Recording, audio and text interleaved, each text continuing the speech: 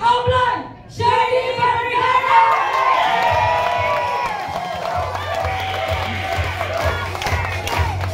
Ma'am Shirley! Ma'am Shirley! Ma'am Shirley! Okay na po. Sige po. Yung mga hindi tumayo, lagot kayo. Sino gusto manalo ng raffle? Kami! Raffle lang talaga habang nyo, ha? Sige, hindi na ako magtatakasan ng raffle. Yes! Paraffle na tayo. Okay na ba? Ayan. May kicker ba? Ayaw nyo yata akong bigyan. Namumula tayo. I belong. O, diba? Hello po! Hello! Siyempre, tatak champion tayo eh. Yes! Ay, ba't kayo nakaitim? Hindi sila, hindi ko apply. Hindi ko. Exempted ka, exempted.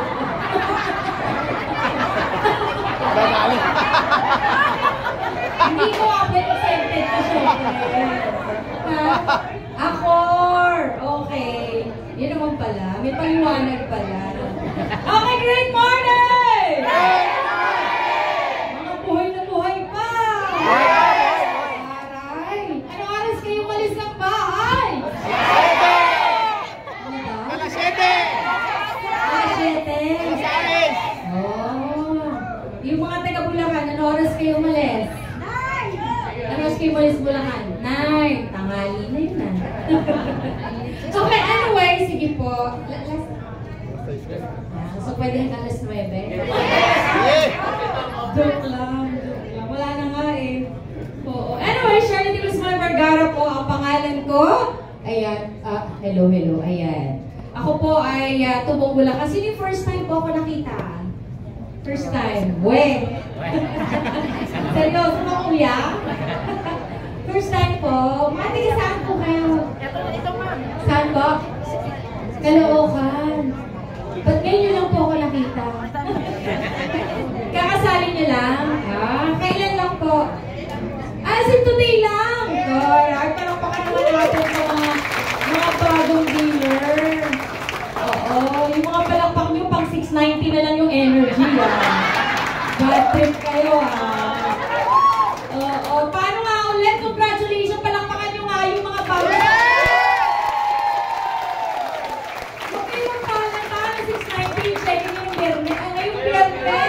Biyernes pala ngayon, huwag kayo mapapahalata. Dapat kahit 690 yan, dapat yung energy o pang 300,000!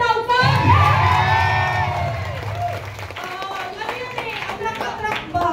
Oo, pag malungkot ka, 690 na nga check mo, malungkot ka pa, wala nang natira. Kaya ba? Tingnan nyo mga katabi nyo, mga nakaburangot. Tingnan nyo, mukhang drug addict na pusher na hindi ko makakakindihan. Oo, ayan. Okay, anyway, ayan. At least nakangiti na kayong lahat, okay? Hello. Parang ako. Diba? Hindi naman. Ako lang yongo. Hindi yongo. Maniwalang at minetsya. Anyway. Nag-join po ako ng First Vital Plus simula po 2002. Ako po ang founder ng Knights of the Chocolate!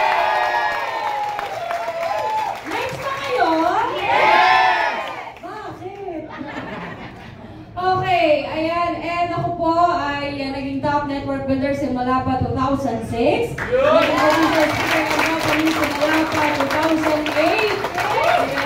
Ayan, and naging Hall of Fame award ng 2010. Naging Icon ng 2013. So, meron talaga hindi ko makapalagpak eh. Makaramdam ko talaga yung mga hindi ko makapalagpak mga ingitero. Ang dami dito sa kaliwa. Ingitero nandito. Ayaw mo malakpak eh. Oo, may inggit na ba kayo? Oo, ayan. Tapos, naka-receive na Outstanding Service Award as official speaker ng company. Naging Dynamic Award ng 2019. At naka-receive ng Legacy Award ng 2022. Sir Aris talaga yung pinakamalakas yung palakpak eh. Siya siguro pinakamalaki cheque dito. Gusto ko yun. Hindi ko na nakukuha. Ate Banji, pakuha ka check ni Sir Aris. Ayan, close na ba? Okay, anyway, ako po bago na po din ang first bite of class ay kwento mo na ng maiksi para dun sa mga first time po ako nakita. Dati po akong crew sa isang fast food chain. Ayan, Cindy's po ang pangalan. So, working student po ako ng mga panahon na yun. So, aral, trabaho, patuloy po na salat din sa buhay. Okay? Then, after na mag-graduate ng college, ako po ay nag-resign dito sa pagiging crew. Naghanap naman ako ng panibagong trabaho. Saan ba dapat? Ayan, napasok naman ako sa isang multinational company. Yung napasukan ko pong kumpanya ay ang mga produkto ay cellphone like Nokia, Motorola, Samsung, Alcatel, Globe, Smart, Sun Cellular, Islacom, Extratom. So, tungkol sa communication, telecommunication, ayan. So, ibig sabihin, hindi ko rin po linya itong ating mga pinag-uusapan, pinagkakaabalahan, pinagkakabaliwan ngayon. Okay? So, kung meron pa diyang nag-iisip-isip na hindi muli niya to, pareho po tayo. Okay? So, ako po ay 6 na taon po siya na naging empleyado, na sumusweldo lamang po, nagmamadali yung slides ko. Ayun, na sumusweldo lamang po ng 8,000 kada buwan, hindi po kinsenas yan. Okay? Kada buwan po yun. Okay? So, hindi ho na iuwi rin ng buo yan, di po ba? May kilala ba kayong empleyado or naging empleyado kayo? Yes. So alam nyo kung ano po mga kinakalta sa sweldo, tama? Marami, katulad ng ano? Yes. O yun na yun. Lahat ho yun. Tapos kung may loan ka pa, syempre, bawas din yun, di ba? Kung nakasangla pa ang ATM mo, patay na. Wala nang matitira. Tama? Yes. Parang relate na relate si Mama. Kumakain talagang nakapagsangla po ba kayo ng ATM? Oh, grabe yung iling nito. Oo nga, grabe. Okay, anyway, so yun po yung buhay ko. Okay, bago ko nakilala ang First Vita Plus. Kaya lang, syempre, marami tayong pangangailangan sa buhay, maliit ang sweldo. Tayo pa naman, di ba pagka-graduate, putol na yung support sa magulang. Di ba ganon? Hello? Yes! Ganun din ba kayo? Yes! O kahit graduate na, sinusuportahan pa rin ng magulang. Pwede, no? Pwede nga pala yun, no? Pero technically, dapat hindi na. Sa Amerika nga sa amin eh. Sa amin kasi sa US, pag 18 years old ka na, di ba apply? Si apply pala yung galing US. Di ba pala ako nakakatungtong ng US? Feelingera lang. Hindi, totoo. Pagka 18 ka na, hihiwalay ka na dapat sa magulang. Eh sa atin, may apo na. Nakatira pa rin sa magulang. Grabe. May anak na, nagkaapo na. Nakatira pa rin sa nanay at tatay. Diba? Kaya naman yung mga lolo't lola natin hanggang ngayon, kumakayod pa rin para sa apo. Diba? Parang mali eh. Hindi ko tama yun, mali. Okay, anyway, so, ayan, maliit ang sweldo, malaki ang pangangailangan sa buhay, dahil hindi na nga sinusuportahan ng kapatid at ng magulang, ang nangyari po, marami tayong pangangailangan, late sweldo, natuto kong mangutang. Ang tanong ko ngayon, sino may utang dito? Umamin kayo. Yung iba hindi nagtataas. Ayaw yung umamin ha? Oo, question ulit. Masarap ba may utang? Yes! Anong pakiramdam? Oh, yung nagtaas 15, yung sumasagot 30. Nahahalata kayo anyway, mahirap. Tama ba? Yes. Oo, lalo na kapag yung inutangan mo, mayat-maya naniningil. Kaya lang ako, ang naniningil sa akin, bangko.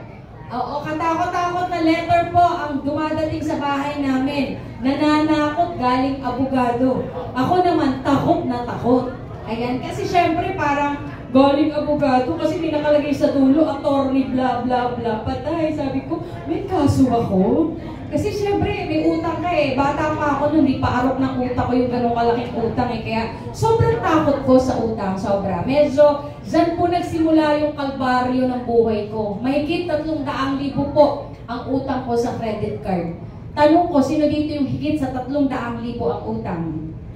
O, ibig sabihin, mas malaki problema ko pala sa inyo. Tama? O, maliliit lang pala yung problema ninyo, mas malaki ang problema ko. So, ibig sabihin, mas kaya niyong lampasan yung mga utang nyo na yan. Tama? Kasi ako nga, 3,000 na paglampasan ko eh. Okay? So, dito na nagsimula yung kalbaryo ng buhay ni Charlita. Kaya lang, marunong naman po ako magdasal. Yun na lang ang tangi kong nagawa. Dasal ako ng dasal na sana may opportunity, sana tumama sa loto kahit hindi tumataya, sana makapag-asawa ng mayaman, mga ganong drama ba? Parang feeling ko yun lang yung magsasalpa sa akin sa kahirapan. Okay? So kaya lang, iba po yung sinagot ni Lord na prayer sa akin. Iba yung pinadala niya, hindi niya ako pinadala ng mayaman na asawa, hindi niya ako pinatama sa loto, hindi niya ako pinadala ng kwarta. Ang pinadala sa akin ni Lord, angel. Yeah! Angel ko. Ayan. Si Ma'am Nancy po ang aking angel. Siya po yung taong nangulit, nagtiyaga. Hindi ako tinantanan. Hanggang loko ka. Oo, hindi niya ako tinantanan. Hanggang di nababago yung aking buhay. Kaya naman yung mga angel ninyo, lagi nyo pasasalamatan yan! Kahit wala na dito, pasalamatan nyo pa rin. Tanong nyo, bakit? Eh kasi at least nakilala mo si First Bite of Life dahil sa kanya.